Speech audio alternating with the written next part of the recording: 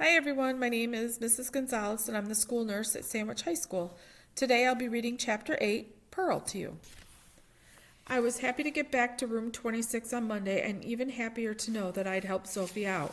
I always like to lend a helping paw. Mrs. Brisbane asked how the weekend had gone. Oh, it was wonderful, Sophie said. You should have seen Humphrey in my dollhouse. He got in the tub and on the bed just like it was his own little house. It would have been nice to have a real house, but I was happy to be in my cage and back in room 26. I had my schedule for Monday all worked out. Math, nap, language arts, nap, lunch, nap, recess, nap, science, reading, and nap. I even dozed while my friends came into room 26 that morning. But my schedule didn't work out because Mrs. Brisbane started the day with the announcement that we had a special guest. I raced to the front of my cage, but all I saw were my usual room 26 classmates. Nicole, would you like to introduce our guest? Mrs. Brisbane asked. Now? Nicole said. Mrs. Brisbane nodded. I'll get her. She disappeared into the cloakroom and then came out carrying a large tank. This is Pearl, Nicole said. Mrs. Brisbane said I could bring her so you see what a real dragon looks like. There was quite a bit of commotion among my friends, as you can imagine. I'll put Pearl's cage on the table next to Humphrey, Mrs. Brisbane said. Then everybody can come up and take a look at her. Eek, I squeaked. Can't you put her somewhere else? Mrs. Brisbane was already walking over to our table. I'll put her right between Humphrey and Og so they can both see her, she said. I was curious about Pearl, but I wasn't sure whether I really wanted to meet a dragon. And when I could actually see her, I was certain I didn't want to meet a dragon. My whiskers wiggled and my tail twitched, but I couldn't speak a word. Pearl was small for a dragon, but huge compared to me. Her head was shaped like a triangle with sharp spikes on the sides.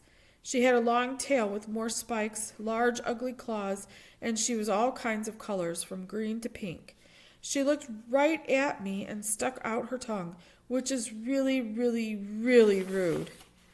She's so pretty, Kelsey said. Maybe Kelsey needed glasses.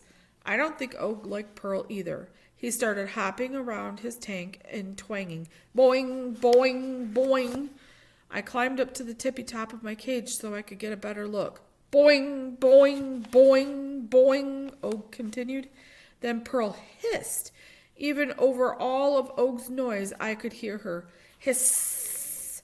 I didn't think that was a friendly thing to do, since Og and I live in room 26 and she was just a visitor. But I kept quiet. I didn't want her to hiss at me.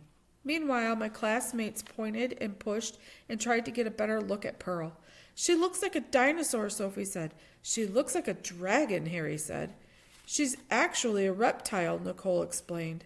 Wow, Thomas said. We have a reptile, a rodent, and an amphibian in our class. And we're all mammals. Mrs. Brisbane laughed. Very good, Thomas. But now you need to return to your seats and begin class. My friends all moved to their desks. Pearl stayed right where she was. Hi, Pearl, I squeaked, though my voice was shaky. I'm Humphrey. Welcome to room 26. Pearl turned her head a little. Shh! No manners at all. The dragon in the book was much nicer. Boing, boing, boing. Og was so excited he did a high dive into the water side of his tank. I swallowed hard.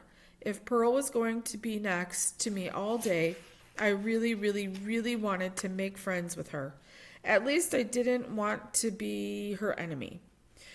I tried to be calm as I looked over at her tank. It had rocks, leaves, a water dish, even a thermometer, which was something Og and I didn't have. Nice tank, I squeaked. Pearl turned her head from side to side and then she did it again. Hiss, she said. I was pretty sure Pearl didn't like me. How could anybody dislike a friendly classroom pet like me? I guess Og was on my side because he left the water side of his tank and said, boing, boing, scree! Scree is a sound he makes only when he thinks there's danger around. Calm down, I told him. Maybe she's scared of us. I guess Og had never thought of that because he was quiet for a long time. Let's listen to Mrs. Brisbane, I said. She's our friend. Pearl, Og and I were totally silent for a while. There wasn't a squeak, a boing, or a hiss, which was good because Mrs. Brisbane had something important to say. You've written a couple of paragraphs about what you'd do if you could fly, she said, and you're doing a good job. Now I want you to turn your ideas into a story. Instead of writing about what you would do if you could fly, I'd like you to take those same ideas and write a story as if you already can fly. My friends looked as puzzled as I was. Instead of saying, if I could fly like a bumblebee, I'd fly to the top of a mountain. Write it as if you are a bumblebee and describe what the world looks like through your eyes, she said. In other words, turn it into fiction. My friends looked unsqueakably puzzled, but Mrs. Brisbane helped them one by one. During recess, Pearl, Og, and I stayed on our best behavior. I was beginning to think dragons weren't so bad after all, but I changed my mind later in the day when my friends were at lunch. I decided to take a chance and get a closer look at Pearl. I jiggled my lock that doesn't lock, and the cage door opened. I quietly tiptoed over to Pearl's tank.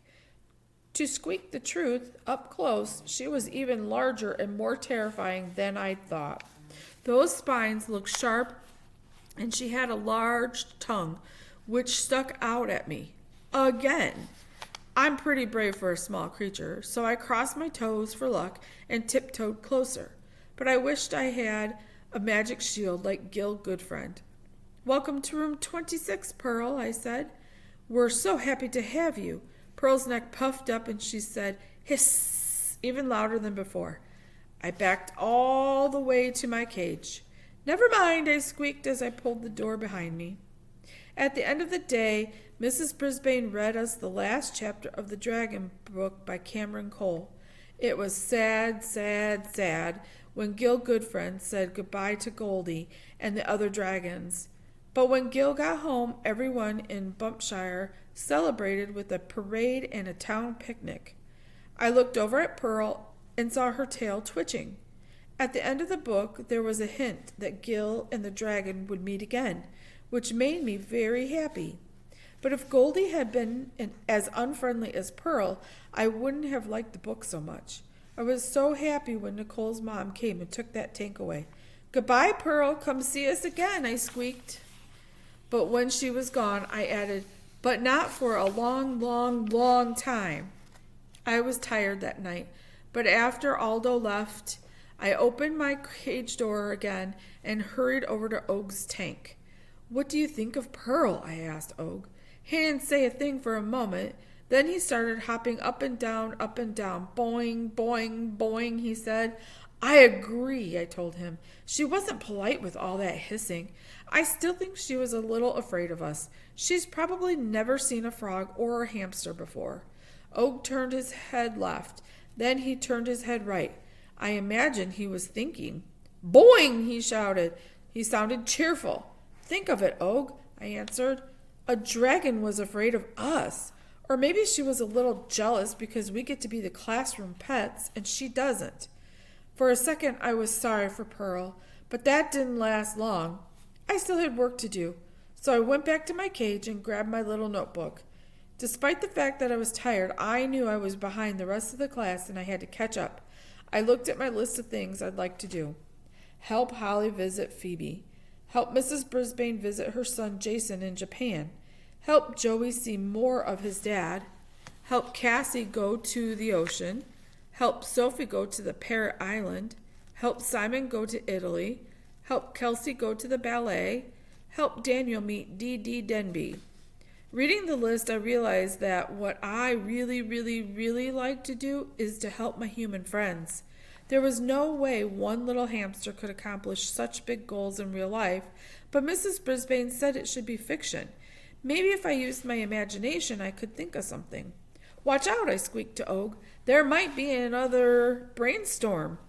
If I could fly, how could I help my friends? A flying squirrel wouldn't work for me. I'd need to fly like a hamster. But one hamster couldn't accomplish everything I wanted to do. I'd need my own great big airplane. Then I could fly to the pyramids and Phoebe's house, and I could fly Mrs. Brisbane to Tokyo. That was it, flying hamster airlines. I could fly all my friends to places they wanted to go, and since it was an imaginary airline, I could fly to imaginary places too. Oh, if I could fly, I'd start my own airline, I squeaked. He splashed around in the water, which usually means he's happy. But I don't know if frogs even know what an airline is. That means you fly people all over the world in a big, shiny airplane, I explained.